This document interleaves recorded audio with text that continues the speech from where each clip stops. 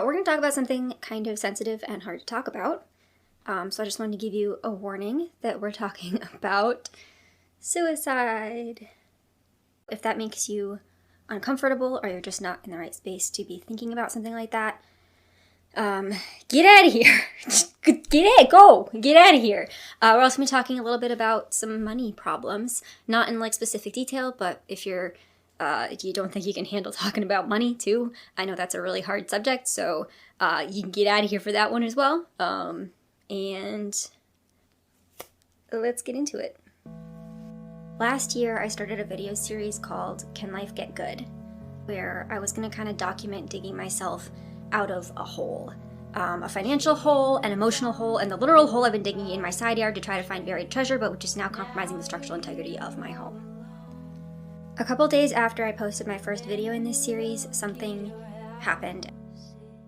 I'm not ready to talk about it yet, and I honestly, I might never share it with you, but I found myself in just the deepest emotional hole I'd been in years. I'm going to mention it now because it's going to come up later, but money was a factor. It wasn't the whole thing, but it was a really big part of it. I didn't get out of bed for days, and I stopped taking my medication because I knew that if I took one pill, I was going to take all of them. I did the research and I did the math to make sure that I had enough to kill me, and I wrote a note. I didn't kill myself, obviously. And there were a couple of things that kept me from doing that. So the first thing is I didn't want anyone to find me after the fact. How awful is that? Yeah, that's horrible. I didn't want to do that to anyone. Second, this whole time I had this massive cat next to me, this big fluffy man. He wouldn't understand what happened or where I'd gone. And he'd already been returned 5 times before I got him, and he was already 5 years old by the time I did get him. So I couldn't bring myself to abandon him again, especially knowing that he wouldn't understand. The third thing is a weird one, I think, considering how far into planning suicide I had gotten. And it is that I didn't really want to die, actually. I've been at this point before where I've been planning my suicide. I've been close to my suicide. It was many, many years ago, like 9 or 10 years ago. And at those times, I really, truly didn't want to experience any more of life because it was so bad. It felt like it was so bad.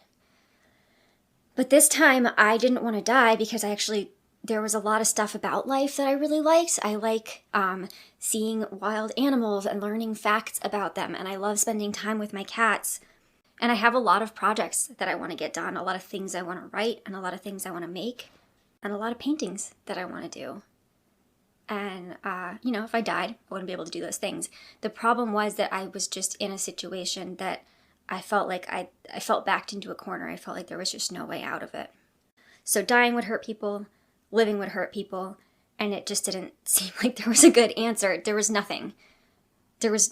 I didn't see a good solution.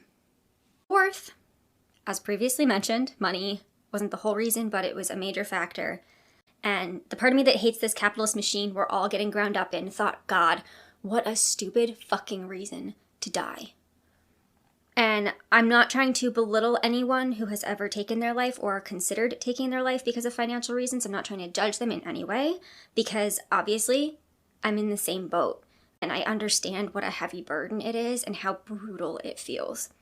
It's a judgment of this horrible system that makes us believe we're only worth our financial value and that debt is a filthy 4-letter word or a death sentence.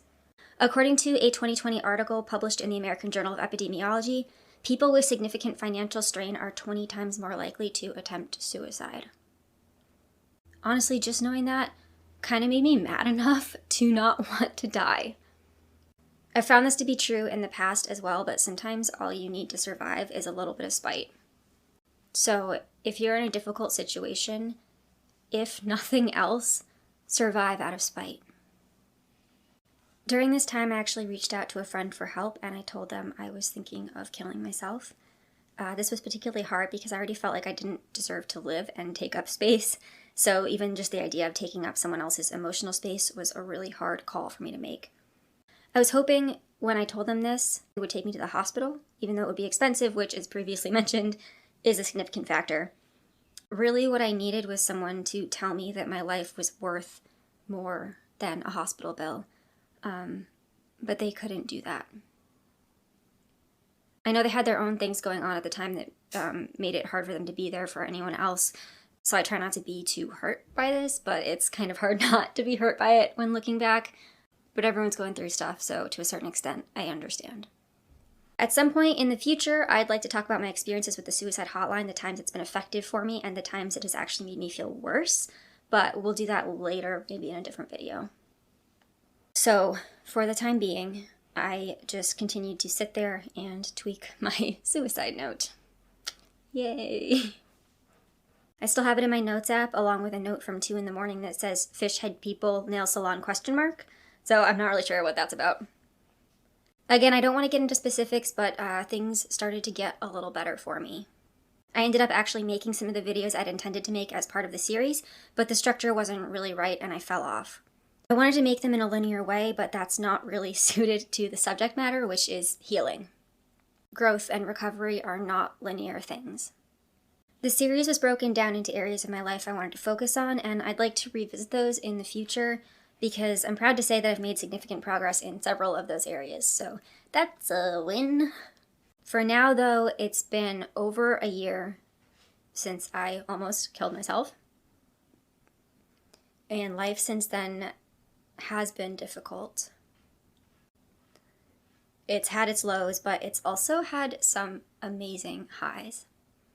So I'd like to end this video, this little chat, by sharing some of those things with you, because these are all wonderful things that happened after I thought my life was over.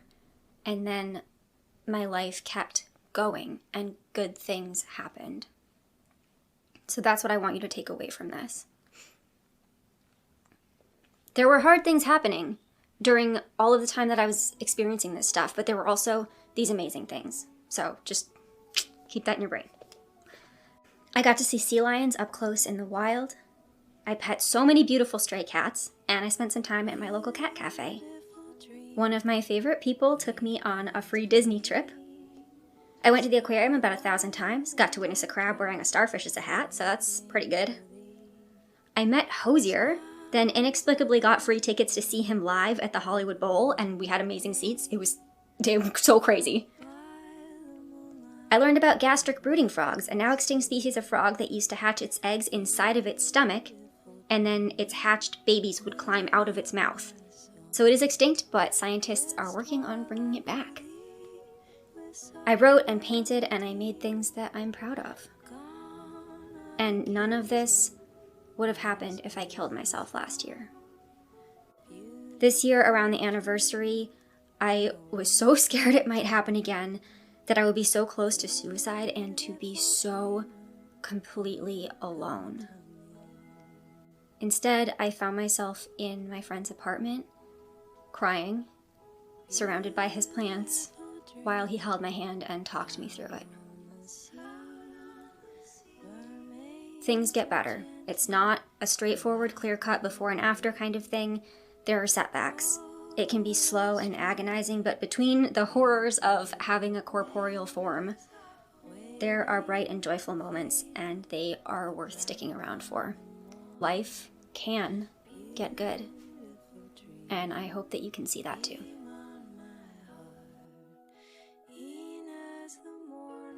I've put some resources in the description of this video, but if you're in an immediate crisis and in danger of hurting yourself, please call the Suicide and Crisis Lifeline at 988.